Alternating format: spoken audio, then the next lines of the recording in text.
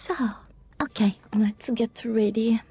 I have no idea if this story is horror or mysterious, but the thread is NoSleep from Reddit, and the title of this story is My job is to sort letters to Santa. There is only one rule. I worked at a post office 2 weeks ago. That's not an euphemism, and it's not meant to sound mysterious. I have been there since I was 21, sorting, scanning, moving things from one place to another so other people can forget about them. It's a stable work, quiet work, the kind of job where nothing interesting is supposed to happen. Every year, around mid-November, I get rotated into a seasonal role. Officially, I'm assigned to the no-response division. Unofficially, I am the person who sorts the letters addressed to Santa that will never receive an answer. Most people don't realize how many of those come in. Kids still write physical letters, parents still encourage it. Schools still make it an activity. By the time those envelopes reach us, they're already dead ends. Addresses that don't exist, names that aren't real, return labels written in blocky pencil handwriting. The machinery flags them automatically. They get pulled before routing and dropped into our department. We don't respond to them. We don't forward them to charities. We don't read them in full. That last part is the rule. It's been a rule since the late 90s, according to my supervisor. Long before I started, long before she did. The explanation they give us during training is simple and rehearsed. Children sometimes write about personal matters in their letters, family issues, home situations. It's not our place to read private information that was not meant for us. So we skim. We confirm it's addressed to Santa, stamp it as no response, log it, and file it away. You're allowed to read the opening line, maybe two. You're not allowed to finish it. Ever. People joke about it the first year. They think it's superstition or some old HR leftover nobody bothered to remove. Somebody always asks what happens if you do finish one. The supervisor never answers directly. She just says it results in immediate termination. I believe that was all it meant for a long time. I stopped finding the rule funny 3 Christmases ago. That was when I learned what happens after termination. It's a tight-knit secret among the people who get roped into it, and you're only told after everyone thinks you won't say anything to anyone. They don't escort you out with security. They don't make a scene. You're just told to gather your things and leave the building. Your credentials are deactivated sometime later that day. Your access to internal systems disappears. To everyone else, it looks like you quit or got fired for something mundane. What happens next isn't in any handbook. It starts the same way every time. Within a day or two, the person mentions they feel watched. Maybe they'll laugh it off at first and blame stress. Then, they describe something taller than it should be, standing too far away to make sense. A shape, a silhouette that doesn't move when they move. But the 4th or 5th day, they stop laughing. They all describe it the same way. A black figure, at least 12 feet tall, proportionate wrong, hands stretched to its shins, standing upright like it's pretending to be human. It wears a Santa hat. Wait, what? A real one, Red, white trim, cheap felt. The hat never changes. It never falls. It never reacts to weather. It doesn't chase them. It doesn't speak. Every day, it's a little closer. It can stand across the street at the end of a grocery aisle or on a sidewalk in full daylight. Other people walk through it like it isn't there. Nobody notices it. Nobody reacts. That's how they know it's meant only for them. The stalking lasts 12 days. On the 13th, they die. The post office doesn't acknowledge the connection. Officially, those people suffer unrelated accidents or medical emergencies. Unofficially, nobody in no response breaks the rule anymore. Except I did. Because some of the letters aren't normal. Every once in a while, rare, but often enough that we dread it, you find a crumpled envelope sealed with red wax instead of glue. No postage, no return address, just a name written carefully in pencil, as if the writer didn't want to risk spelling it wrong. Those letters are the reason the rule exists. We are meant to set them aside in a locked drawer and alert the supervision immediately. No logging, no scanning. They are taken at the end of the month. Every single one of them is addressed to Santa. I'd seen 11 in my entire career before last week. The 12th had my nephew's name on it. Same first name, same last name. Even the way the pencil curved on the first letter looked wrong in a familiar way. My brother has a 7-year-old son.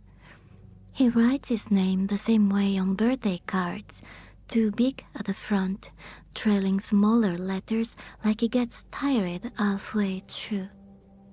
I didn't open it right away. I stood there for a long time, staring at the seal, telling myself coincidences happen and kids share names. I told myself that red wax meant nothing, that plenty of children have uncles who work at the post office. I used a sick day and left immediately and drove straight to my brother's house. He laughed when I told him the envelope. Told me I was overthinking it. Said his kid probably found this wax stamp he used for work and wanted to be fancy. When I asked if his son had written a letter to Santa recently, his smile faded just a little. He said, yes, but I didn't see anything alarming, just the usual stuff. Toys, candy, video games. He asked why I cared so much. I didn't have an answer that didn't sound insane. That night, I dreamed about the drawer at work. It was open, and the letter was gone. The next morning, I broke the rule. I told myself I'd only read enough to confirm it wasn't really his. I told myself I would stop if it got personal. I told myself I wouldn't finish it. I was wrong. The letter was written in pencil, neat but deliberate. No spelling mistakes. No childish phrasing. It thanked Santa. It thanked him for the last gift. Not for toys or games, but for a piece of candy that had made Mommy stop crying. It said Santa had been right, that doing the bad thing worked and nobody knew. It promised that this time would be even better. That stealing wouldn't be enough, and hurting animals felt too small now that I understood what Santa really wanted. He'd listed sins like chores. It ended by asking what Santa wanted next because Christmas was coming and he wanted to be a good boy. I don't remember putting that letter down. I only remember my supervisor standing behind me, telling me to hand over my badge. She didn't argue. She didn't yell. She looked tired, like she'd seen this exact situation before and hated it every time. She told me I was terminated for violating confidentiality policy and that I needed to leave the building immediately. She didn't warn me about anything else. I didn't leave work right away. I sat in my car in the parking lot for almost an hour with the letter in my lap. I kept expecting someone to knock on the window and tell me this had gone far enough, that whatever point they were trying to make had landed and I could come back inside. No one did. People clocked out as time went on, walked past my car without looking twice. I drove to my brother's house because there wasn't anywhere else it made sense to go. He answered the door with his son still awake behind him, cartoon voices echoing down the hallway. The normalcy of it made what I was holding feel obscene, like I'd brought something diseased into a clean room. I asked if we could talk privately. He hesitated, then stepped outside with me, shutting the door behind him. "Why are you holding Lucas' letter?" We were standing on the porch. The light above us flickered every few seconds. I hadn't noticed it doing that before. "It came to my work," I said. "I need you to read it." "You opened my kid's mail?" "Yes, but you will understand when you open it." That made it worse somehow. He took the envelope from my hand and turned it over, frowning at the wax seal. "What is this? Some kind of joke?"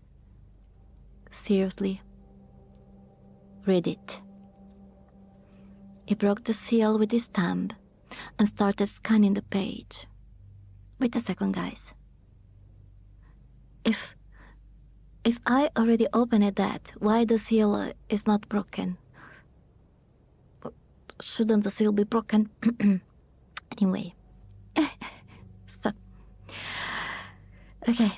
He broke the seal with his thumb and started scanning the page.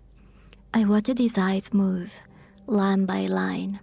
When he stopped, he stared at the paper like it lost its place.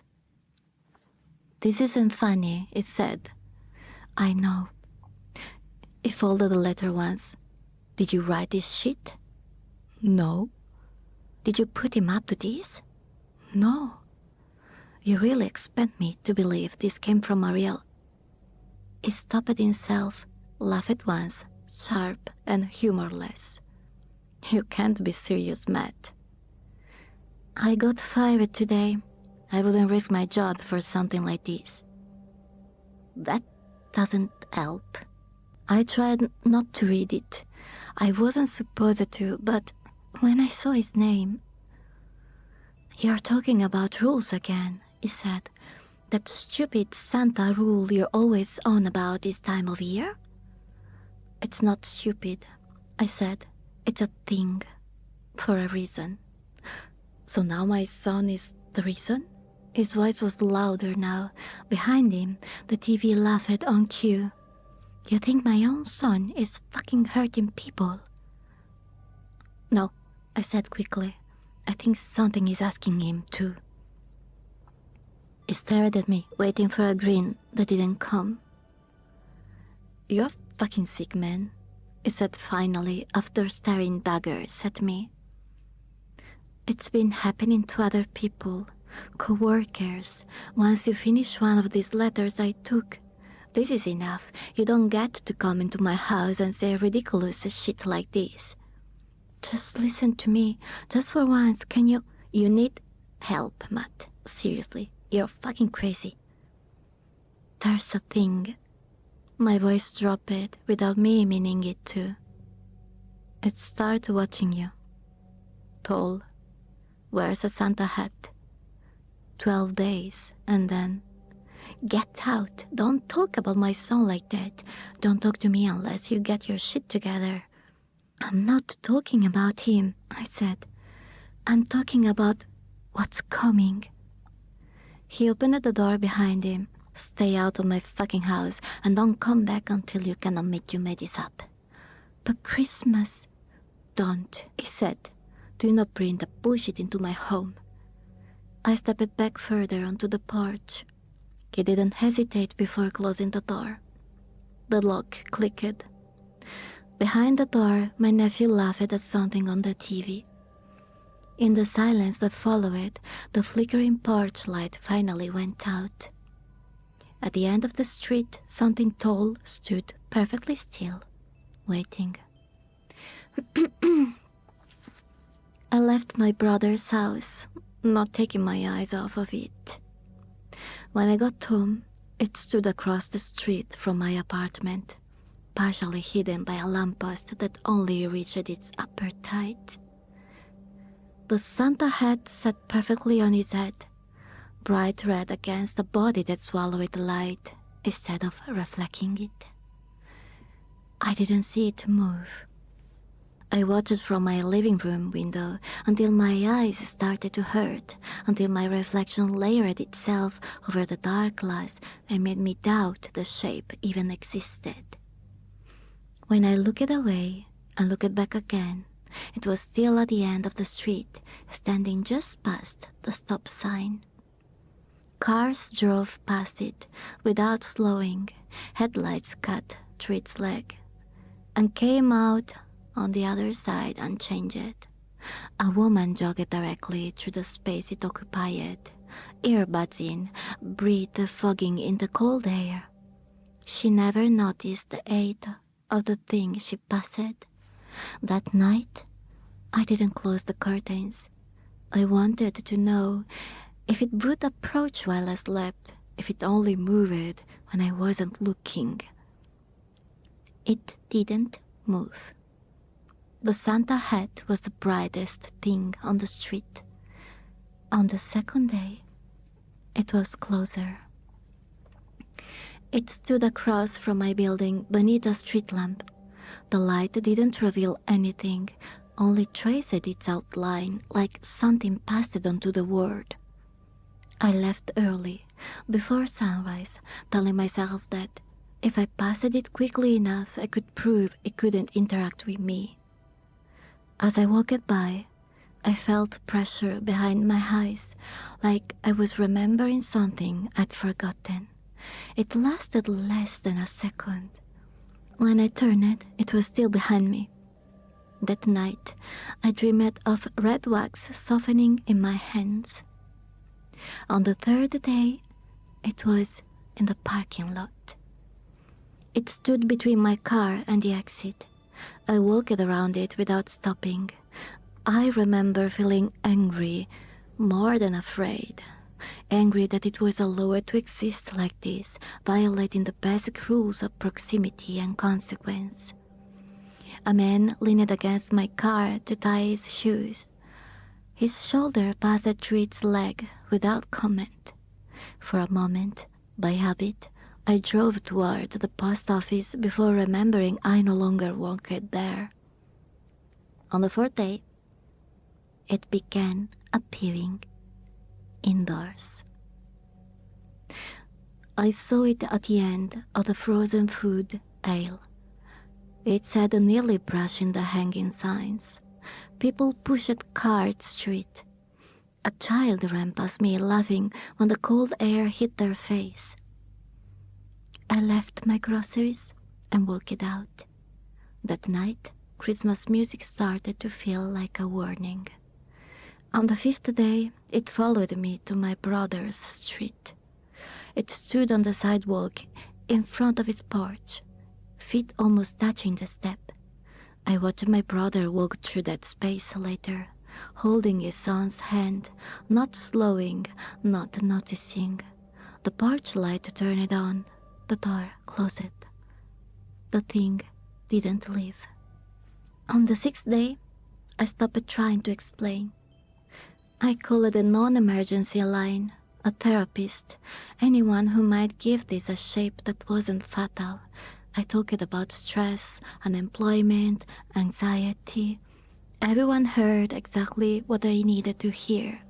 That night, it stood at the edge of my building lot, closer than before. I closed the curtains for the first time and still woke up convinced that something brushed the walls. On the 7th day, it was in the elevator to my apartment. The doors opened, and it was already there, folded just enough to fit. A woman stepped in beside me and leaned against its leg without realizing it, frowning slightly at the unexpected cold. I got off 2 floors early.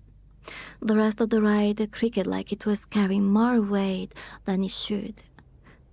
On the 8th day, it appeared in reflections first. In the dark screen of my phone, in the microwave door, always behind me. When I turned it, it was in the room where it needed to be to remain just out of reach. I never heard it breathe. On the 9th day, it stopped giving me space. I turned corners and almost walked into it. I started holding my hands out in front of me, afraid of colliding with it like misplaced furniture. That night, it stood at the foot of my bed and leaned forward just enough to make the Santa hat dip. I didn't sleep. On the 10th day, I tried to leave the city. I drove until the roads thinned and the lights fell away. I locked myself in a rest stop bathroom just to breathe. It waited by the sinks. I turned around and went home. On the 11th day, it no longer followed me. It waited in places before I arrived, positioned where it made sense, as if it had always been part of the layout. If it has eyes, I never saw them. If it has a face, I don't think I would survive seeing it. On the 12th day, it stood in my bedroom. Not at the foot of the bed. Closer. It bent at the waist until its head filled my vision. I smelled wax. I smelled paper. The Santa hat slid forward just enough that I thought I might finally see what was underneath. Then it folded itself back into the corner, impossibly small, and waited with me until morning. Tomorrow is the 13th day. He is standing just a few feet in front of me now. I'm going to die tomorrow night. I need help. Anything. Please. The story ends here. I hope there will be another chapter. You don't even go, ho ho ho, Merry Christmas, you son of a bitch. Yeah. But I want to know what happens after. I mean, after all this person wrote, so this person survived, no? Otherwise, it wouldn't make sense. Okay. What do you think about this? What do you think about this story?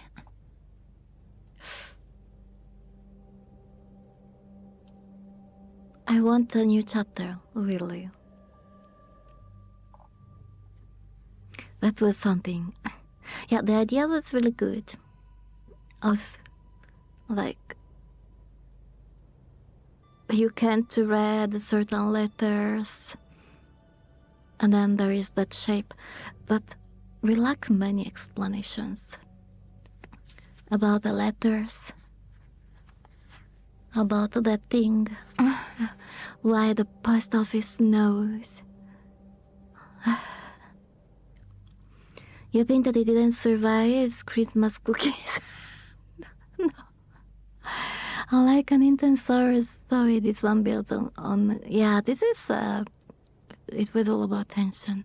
You like the story, you demand for more. Yeah, same. We need more, really. You know what? I will put it in my favorites so that, because this is pretty recent, I will put it here, and then I will check in the future if there will be a follow-up.